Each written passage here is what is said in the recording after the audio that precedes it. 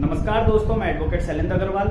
आज हम चर्चा करते हैं सुप्रीम कोर्ट के सामने एक ऐसा अजीबोगरीब मामला पहुंचा जहां 89 वर्ष के वृद्ध ने 82 वर्ष की अपनी पत्नी से तलाक चाहा।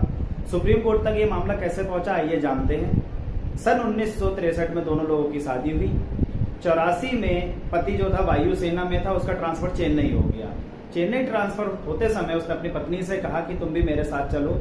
पत्नी ने कहा कि मुझे अपने बेटे के साथ में रहना है, माँ बाप के साथ में रहना है, मुझे इनकी देखभाल करनी है, मैं आपके साथ नहीं जा सकती। जिसकी वजह से पति नाराज हो गए। सन 1996 में उन्होंने तलाक याचिका दाखिल कर दी।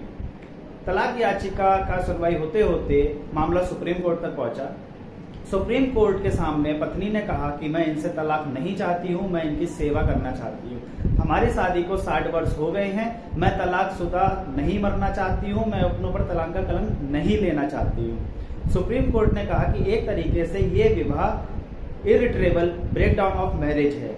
यानी कि इरिट्रेबल ब्रेकडाउन ऑफ मैरिज क्या होता है? एक विवाह ऐसा विवाह जिसका अस्तित्व समाप्त हो चुका है। कहने को तो वो शादीशुदा हैं, लेकिन एक तरीके से दोनों का अस्तित्व समाप्त हो चुका हो, तलाक के बस पेपर साइन होने से रह गए हो, डिग्री पारित होने से रह गई हो, लेकिन वास्तव में दोनों के बीच बहुत लंबे से मुकदमेबाजी चल रही है, एक दूसरे के साथ नहीं रह रहे हैं, उसको कहते हैं irretrievable breakdown of marriage. Supreme Court ने यहाँ पर 142 की पावर का इस्तेमाल करते हुए इरिट्रेबल ब्रेकडाउन ऑफ मैरिज के बारे में चर्चा की और कहा क्या इसके तहत हम यहाँ पे तलाक दे सकते हैं। सुप्रीम कोर्ट ने सभी तथ्यों को देखा और देखा कि 60 वर्ष इन लोग की शादी को हो गए हैं, 60 वर्ष से पत्नी ने अपना रिश्ता निभाया है, पत्नी अपने पति के साथ रहना चाहती है, पत्नी उनकी अंतिम क्षणों में भी सेवा करनी चाहती है।